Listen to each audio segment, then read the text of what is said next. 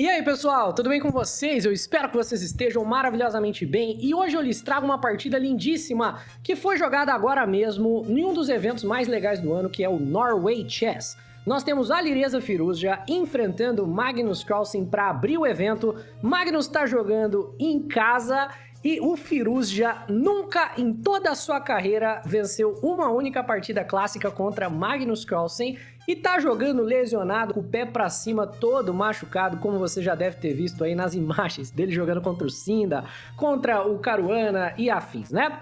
Essa partida é absolutamente linda, posicionalmente falando, é uma obra-prima por ambos jogadores e ela contém uma sequência pra lá de complicada e pra lá de bonita que dá o título deste vídeo. Então, sem mais delongas, vamos lá. Firouzja abre com o peão em D4, temos D5 do Magnus e C4, o gambito da dama é ofertado aí pelo Firouzja.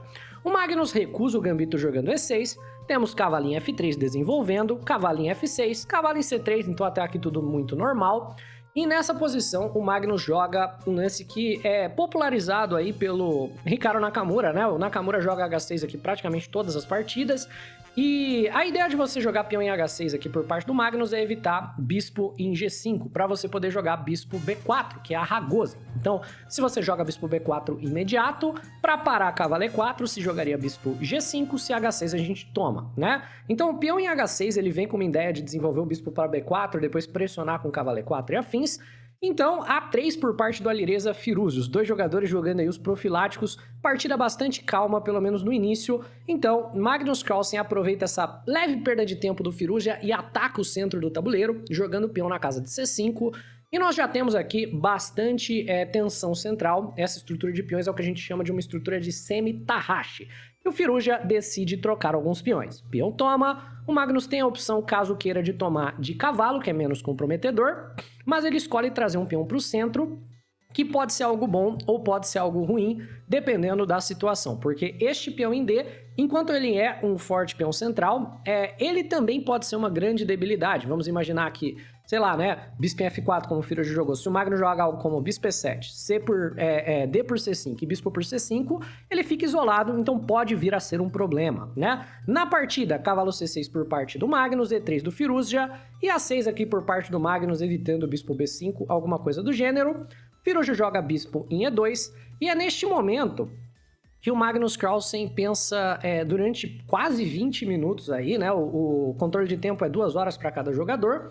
Vê-se que o Firouzja tá jogando relativamente rápido, ainda tá com 1 hora e 56 minutos no relógio, e o Magnus decide definir a estrutura de peões, não para jogar com o peão da dama isolado, que é mais comum, com C toma D4, mas sim para ele avançar a maioria de peões. Ele joga peão em C4, depois de 16 minutos de reflexão.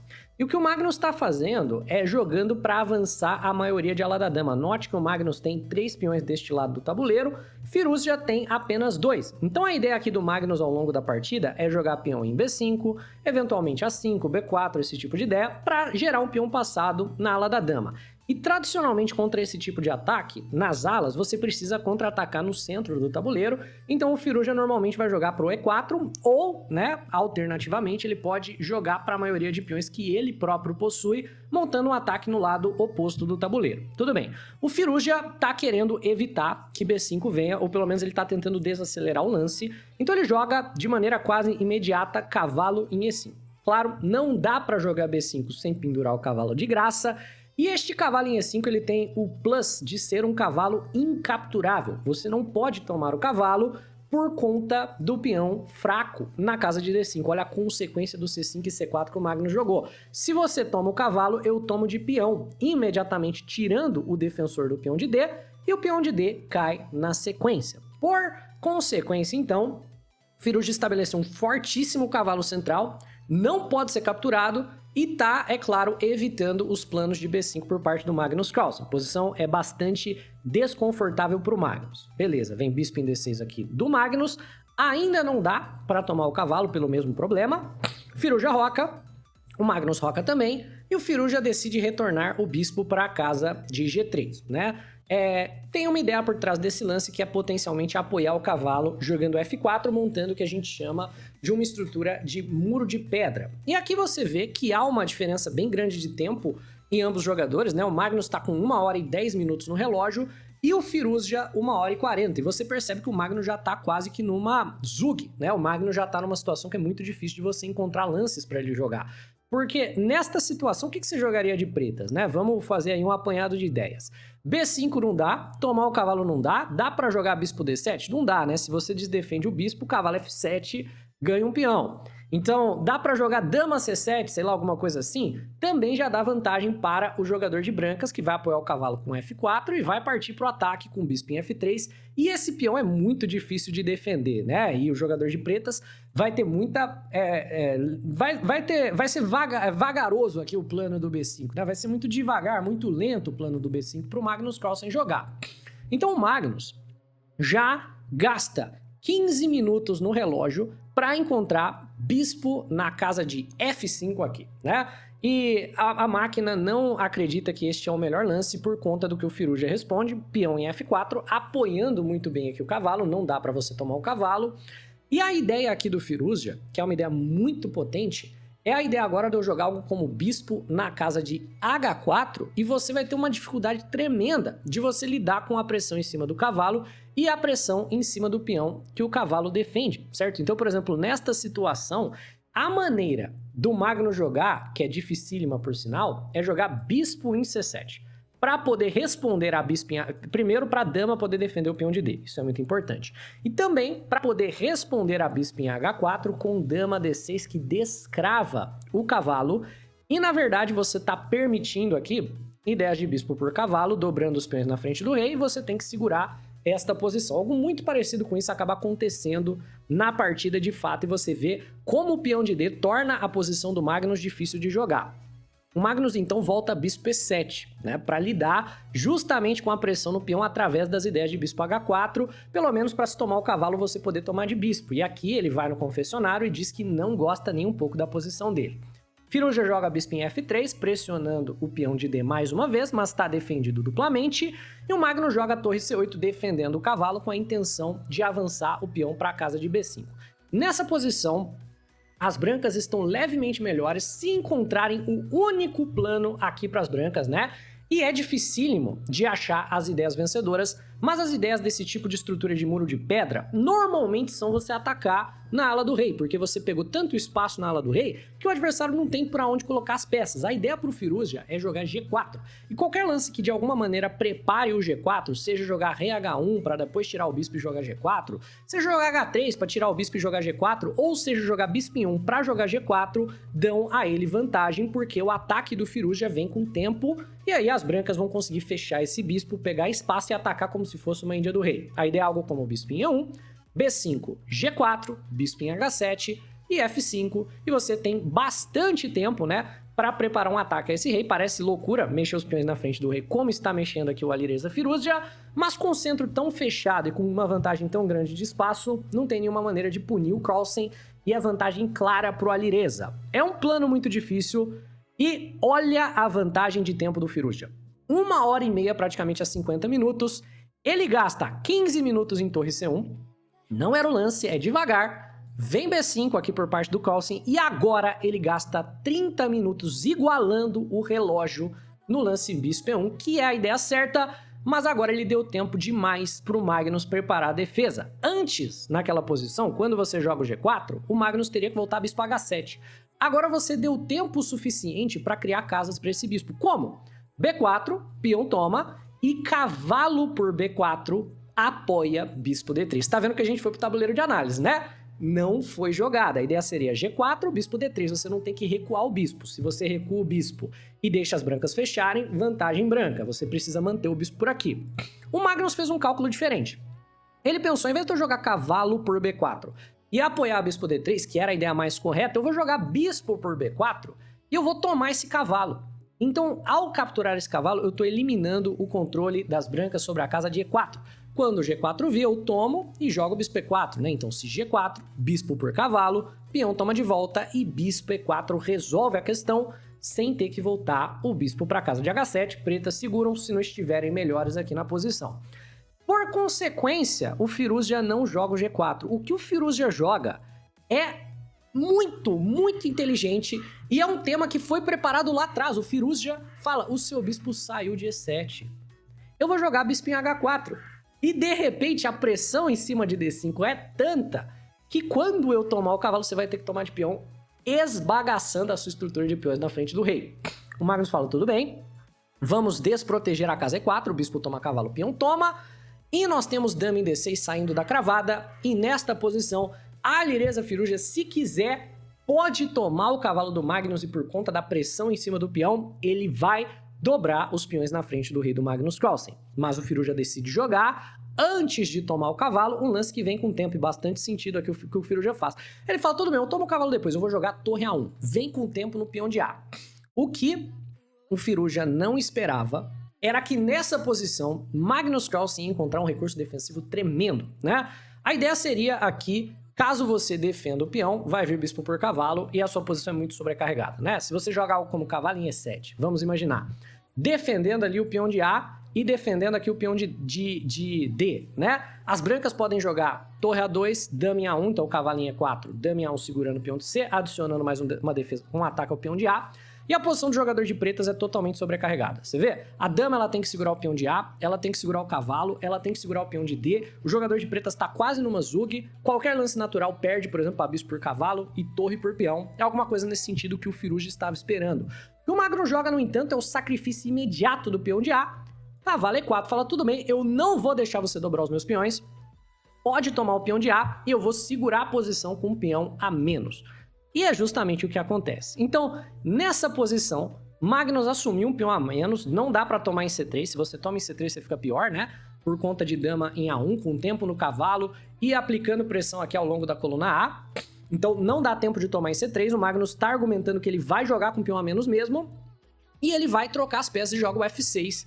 Vem, cavalo, e vem aqui a ideia, né? Se cavalo por, torre por, e a gente troca tudo aqui nesta posição, o Magnus está argumentando, de maneira bastante correta, uma obra posicional maravilhosa que o Magnus está fazendo. Ele está falando, tudo bem, eu tô com o peão a menos, mas o peão a menos não é sentido. Cadê o seu peão a menos, né? Seu peão a menos é esse peão de E, totalmente atrasado, certo? Então você tem aqui um peão atrasado. E aí? Ele é um peão a mais, você nunca vai conseguir avançar E4, contanto que você não avance E4. Na prática, eu não tô com um peão a menos, entende? Você tá com um peão a menos, mas só se o peão conseguir avançar. Na prática, você nunca avança esse peão. Então o Firouzja decide trocar bispo por cavalo, começa a trocar peça já que tá com mais material. Depois de bispo toma, ele joga cavalo G4, certo? Vem dama em D7, saindo da cravada, e olha que obra-prima posicional aqui que tá produzindo o Carlsen de maneira defensiva. Mesmo com peão a menos, todos os peões do Alireza estão em casas escuras. O bispo do Alireza é um bispo de casas escuras, né? Olha o tanto de casa fraca que tá abusando aqui o Magnus para fazer o bloqueio dos peões. E E4 nunca vem. Então vem cavalo em F2 aqui por parte do Alireza, né? Pressionando o bispo na ideia de poder jogar o E4. E o Magnus joga cavalo E7. É uma obra-prima posicional que tá fazendo o Magnus, né? Qual é a ideia de cavalo E7? Se você toma, peão toma, não consegue avançar E4. Beleza, você tem um peão passado. Eu bloqueio de cavalo. Eu libero essa casa de bloqueio maravilhosa, os seus peões estão todos travados ali pelo cavalo, você não tem como tirar o cavalo de casa clara, porque você não tem bispo de casa clara e nem cavalo, você só tem bispo de casa escura. E o cavalo ainda fica mirando a base dos seus peões. Parece, por um segundo, que o Magnus tem peão a menos? Não, ele tá jogando um jogo defensivo maravilhoso aqui.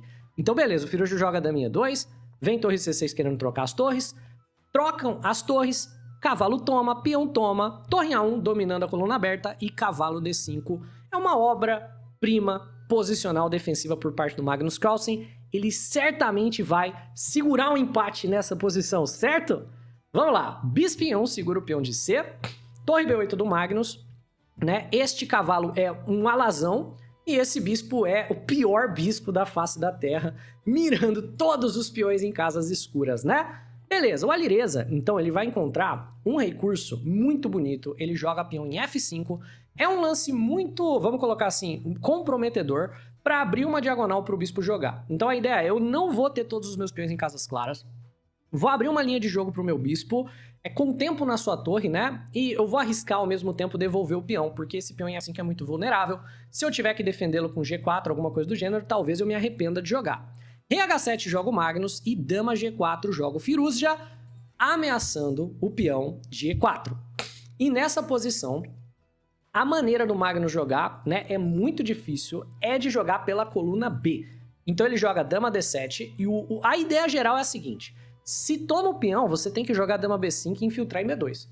Ou você poderia ter jogado dama B7 direto, né, já entregando aqui o peão. Se toma dama B2, incomoda a torre, incomoda o peão de C, né, infiltra na segunda fila, muitos recursos aqui para o jogador de pretas defensivo. Na partida, nós tivemos dama D7, dama por E4, e a maneira de jogar é a mesma, dama B5, né, na ideia de jogar dama na casa de B2. O Magnus, no entanto, joga torre 8, beleza. Vem dama G4. Torre 8 é um erro, mas vai de 0 para 0,4. Ainda dá para empatar. Mas o dama G4 aqui do Alireza Firouzja é um lance muito venenoso. E é neste momento que eu quero que você pause o vídeo. Eu quero que você tente entender como que o jogador de preta segura o empate nesta posição. Primeiramente, o que é que as brancas estão ameaçando, né? A primeira coisa que você tem que pensar. Qual a ameaça do jogador de brancas? Não é fácil de ver. Mas a ameaça das brancas aqui nesta posição é dama em G6 cheque, ameaçando a torre, e depois de rei G8, o absolutamente maravilhoso e brilhante torre A7, né? Então, por exemplo, vamos imaginar que você jogue um lance aleatório aqui, eu vou jogar dama G6, não, tem que ser um lance aleatório que mantenha a dama na mesma casa, não tem um lance para passar a vez para demonstrar, né? Vamos só fingir que o peão de H não pode ser tomado. A ameaça é algo como dama G6, rei G8 e torre A7, né? Se dama toma a torre, eu pego a sua torre, né? E eu tenho um ataque absurdo, né? Eu pego a sua torre e eu tenho um ataque absurdo aqui na posição. Se cavalo por E3 é a mesma coisa, é dama G6, né? E torre A7, se você pegar a torre, eu pego a torre, eu pego o cavalo. Cadê o recurso defensivo aqui para as pretas? Pausou? Eu espero que você tenha sido capaz de ver. É brilhante demais, até mesmo para Magnus Carlsen. É o cavalo E3 caindo no sacrifício brilhante do Firouzja. Porque depois de dama G6, rei G8, rei H8 e torre em A7 sacrificando a torre para pegar, né, a torre e o cavalo, Magnus Carlsen tem um lance nessa posição que salva o jogo. Enquanto você pensa, eu vou te fazer aqui um breve merchan, né, caso você queira material enxadrístico de altíssima qualidade. Fica à vontade aí para dar uma olhada na lojinha do canal. Lá você encontra tabuleiro de madeira, lá você encontra jogos de peça, livro de xadrez. Mas para aqueles de vocês que foram capazes de ver cavalo em D1, o lance absolutamente brilhante, né? Que sacrifica a dama para dar mate, porque o cavalo corta o escape do rei. Meus parabéns, esse segurava. Se torre toma dama, mate. E se por um acaso você tira o bispo, ainda assim eu tenho torre cheque entregando a minha torre e dama toma a torre e eu tirei o cavalo com o tempo, então não perco a torre e o cavalo eu perco só a torre, seguro o empate nessa posição. É inacreditável, né? É complicado demais até pro Magnus. Magnus achou, rei G8 e agora os peões começam a avançar. E como eu falei, o problema do peão extra tá em E3, né? Ele não era sentido porque ele tava em E3, no momento que ele tá em E4, né? E depois, né? Ele vai aqui pra casa de E5, então aqui o Magnus, ele enfim, avança o peão, o cavalo ameaça a dama, ele tira a dama, o cavalo ameaça a torre, ele tira a torre, o cavalo sai, ele joga bispo G3 e E5, o Magnus abandona, porque obviamente nesta posição, a Alireza Firouzja tem os peões a mais que são sim sentidos na posição. Os peões estão começando a progredir, é peão passado, o Magnus estava com 9 segundos no relógio. No próximo lance, E6 teria um peão passado conectado aqui. O Magnus respeita aí o seu adversário o suficiente para abandonar esta partida. E nós temos a primeira vitória clássica de Alireza Firouzja contra Magnus Carlsen em toda a sua carreira. E como é de praxe, Magnus começa perdendo, todo mundo vai falar... O Magnus não é mais o mesmo. Ai, meu Deus, o Magnus tem que aposentar depois que foi pai, não sei o que lá, tal. Todo mundo vai falar isso, eu já tô completamente acostumado com isso. E aí ele vai vencer o campeonato mesmo assim, né? Porque é só um jogo. Dito isso, aproveite aí o show. Muito obrigado. Se você curtiu, deixa o like, se inscreve, um abraço e até a próxima. Tchau, tchau!